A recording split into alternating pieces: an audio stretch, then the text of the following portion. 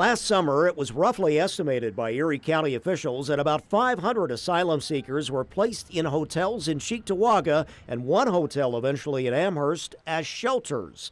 That flow of bust-in migrants from New York City stopped after reports of alleged sexual assaults and other problems, and even the National Guard was brought in to help stabilize the situation.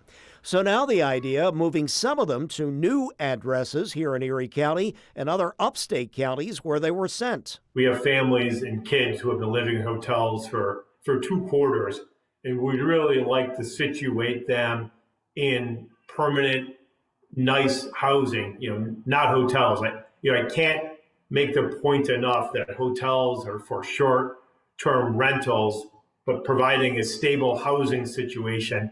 It helps people integrate into the community. Senator Ryan confirms discussions between New York City and various Western New York nonprofit resettlement agencies with a claim there could be financial savings. Right now, New York City is spending, tens of thousands on hotels, and you could rent an apartment in Erie County for about a quarter of what they're paying for hotels. But the senator was also asked if this might affect the rental market in the Buffalo area, where it's said by landlords and advocates to be tight and costly. We're talking, 500 people, not households. We're a county of 1 million people. People move in and out all the time.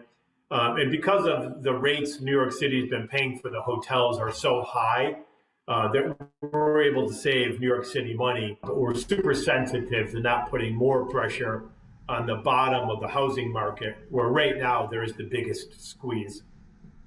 Senator Ryan emphasized no signed contracts yet with any landlords, and curiously, no mention of New York City's pass-through contractor, DocGo. Remember them?